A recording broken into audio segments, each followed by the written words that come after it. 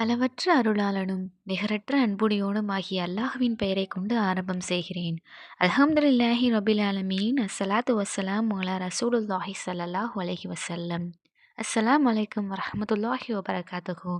இன்றைய பதிவில் ஆரம்ப காலத்தில் இஸ்லாத்தில் நடந்த ஒரு அதிசய வரலாற்றை பற்றி காண்போம். அதாவது அல்லாஹுவின் ஒரு பெயர் ஒரு தேசத்தின் வரலாற்றையே மாற்றியது, இன்னும் ஒரு மனிதனின் அந்தஸ்தை முற்றிலுமாக உயர்த்தியது. ஒரு அடிமை உலகம் முழுவதும் உச்சியில் உள்ள மினார்களில் ஒலிக்கும் அல்லாஹு அக்பர் என்ற சொற்களின் காரணமாக உயர்ந்த வரலாறு. பிலால் இப்னு ரபாஹ் ரலியல்லாஹு அன்ஹா அடிமையிலிருந்து அதான் கொடுப்பவர்களாக உயர்ந்த மனிதர். பிலால் ரலி எத்தியோப்பிய வம்சத்தைச் சேர்ந்தவர். அவர்கள் ஒரு அடிமையாய் இருந்தார்கள். மதிப்பு மரியாதை இல்லாத நிலைமையில் இருந்தார்கள்.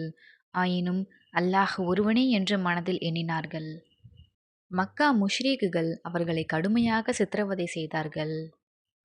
எவ்வாறென்றால் கல்லில் படுக்க வைத்து நெஞ்சின் மேல் பெரிய பாறையை வைத்தார்கள். ஆனால் அந்த வேதனையிலும் அவர்கள் ஒரு சொல் கூறினார்கள்.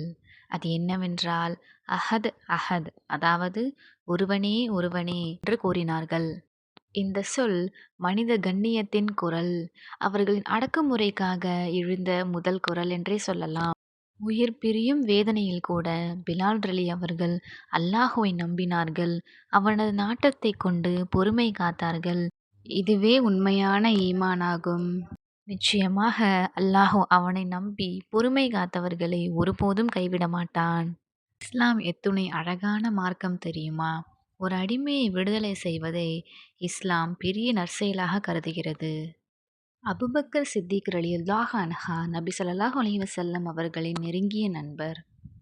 அவர்கள் பிலால் ரலி அவர்களை அந்த சித்திரவதையிலிருந்து தங்கம் கொடுத்து வாங்கி அவர்களை முழுமையாக விடுதலை செய்தார்கள். உலகையே அதிர வைக்கும்படி உயர்வான அல்லாஹூ தாலா ஒரு மனிதருக்கு கௌரவத்தை கொடுத்தான். எப்படி என்றால், இஸ்லாம் மக்காவை வென்று நபி ஸல்லல்லாஹு அலைஹி வஸல்லம் அவர்கள் நகரத்திற்குள் வந்தார்கள். அந்த வெற்றிக்காக அனைவரும் காத்திருந்தார்கள்.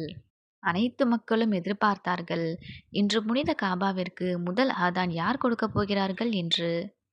எதிர்பார்ப்புகள் மதிப்புள்ள அரபு தலைவர்களா அல்லது பதவி செல்வம் உடையவர்களா என்று. ஆனால் நபி ஸல்லல்லாஹு அலைஹி வஸல்லம் அவர்கள் கூறினார்கள், பிலால் எழுந்து ஆதான் கொடு என்று. அவர்களை அந்த நாட்டு மக்கள் அடிமை என்று கிண்டல் செய்தார்கள். ஆனால் இப்பொழுது அதே நாட்டில் அவர்களது குரல் காபாவின் உச்சியில் ஒலிக்கிறது. அது அல்லாஹுவின் நீதியாகும். தன்னை நம்பியோரை அல்லாஹு தாலா ஒருபோதும் கைவிட மாட்டான். அவர்களுடைய ஆதான் ஒலித்தபோது முழு மக்காவும் அமைதியில் உறைந்தது.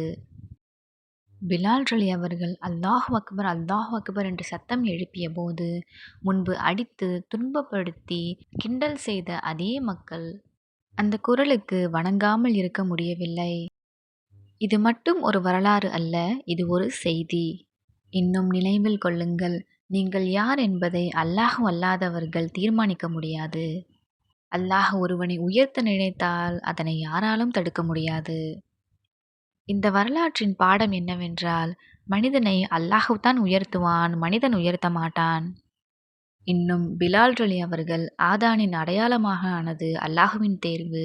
இஸ்லாம் மனித கௌரவத்தை காப்பாற்றும் மார்க்கம். அடிமை என்று இருந்த ஒருவரை மார்க்கத்தின் மிக உயர்ந்த பதவிக்கு உயர்த்தியது. நாம் செய்யும் தியாகம் ஒருபோதும் வீணாகாது. பிலால் ரலி அவர்களின் பொறுமை வரலாற்றின் பொன்னாக அமைந்தது.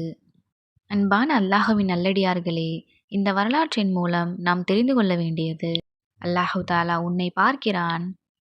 அவனுடைய நேரம் வரும். அந்த நேரம் வந்தால் வாழ்க்கை ஒரே நொடியில் மாறிவிடும்.